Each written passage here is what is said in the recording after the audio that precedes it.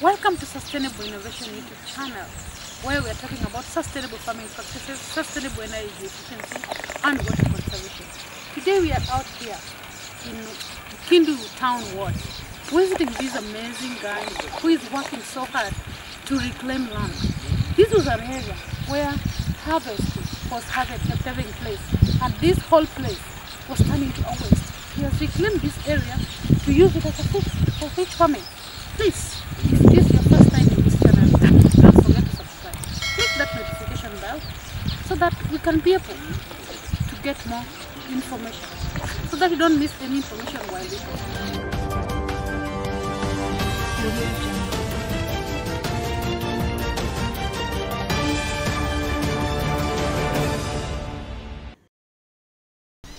Gordon Osano is my name. I come from Kendu Bay Town Ward. The village is called Ngoya. This place is in Homa Bay County. We border Lake Victoria, Homa Hills and the rest, as far as the topography is concerned. Well, about the fish dam.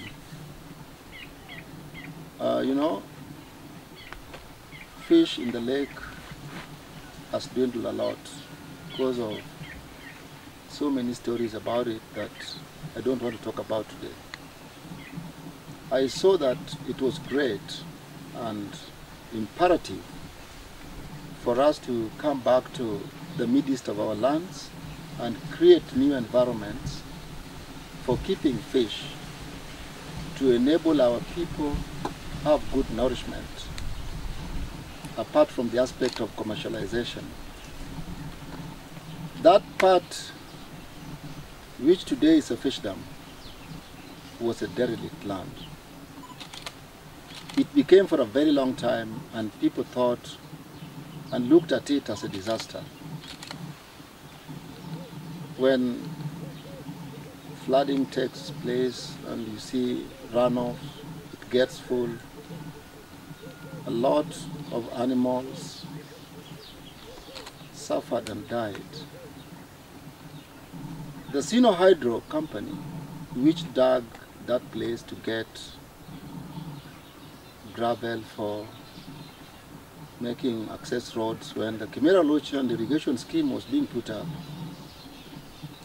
left it in wanton abandonment.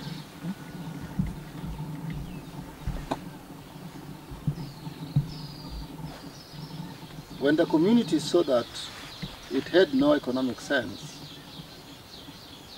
with the transcending aspects and part of the land where today there are other crops, I saw the alternate.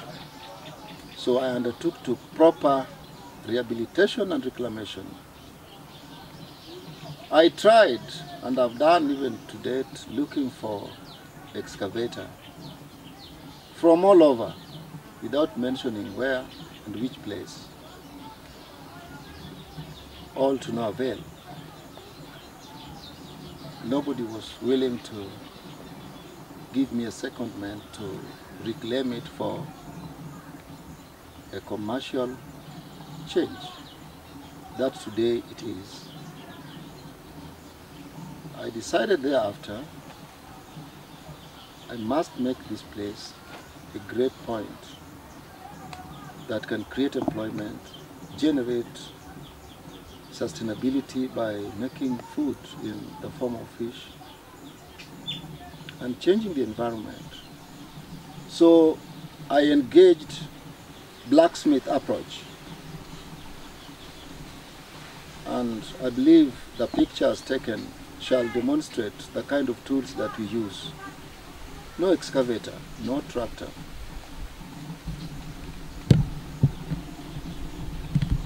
We have dug it, not more than 5 people, and it's a 4-acre plot today with over 1.4 million fish in it, in all generations, from fry, fingerlings to full fish products when harvested. You can do your arithmetics and find out how much is its capacity now to generate income from a badland. This approach has involved digging of gravel and creating dikes with an embankment of vegetation in the form of certain grass that your pictures will show, to ensure that the retention within the dam is stable. For a period of 2 years, today we can speak of a successful story of transforming this place from a badland that was catastrophic, destructive, dangerous and fertile, to an area which today we can draw water from for irrigation, we can use water from it for domestic use, and we can keep fish and other livestock and natural wildlife in it. So the farthest end is still due to come upon its conclusion. We don't want to say it's difficult to do it, but we want to say it is painful to do it. But if we had an opportunity of doing it faster, it would have been better, because our target is to raise 4 million fish in it after the establishment of the dam itself.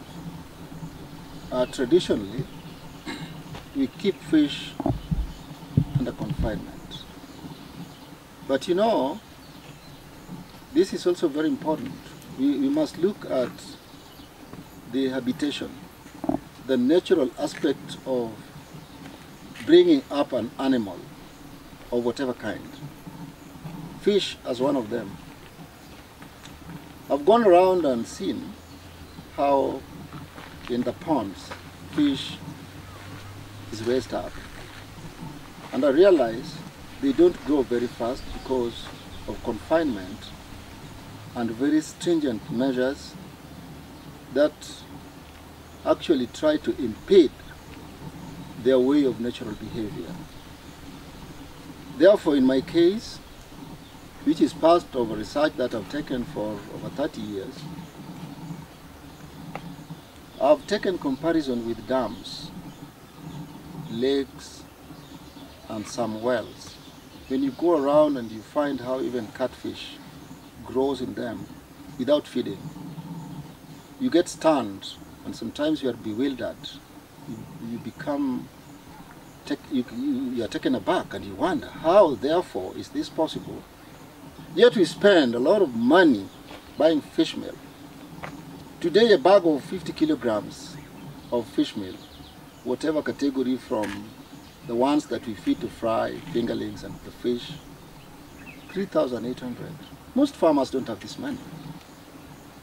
But then, they must be farmers. The majority of those people with some small piece of land who may want to become fish farmers don't have that kind of money. So it's a challenge. How do we come in with a natural way of growing fish, keeping fish, that may enable even an old mama with little resources but having land?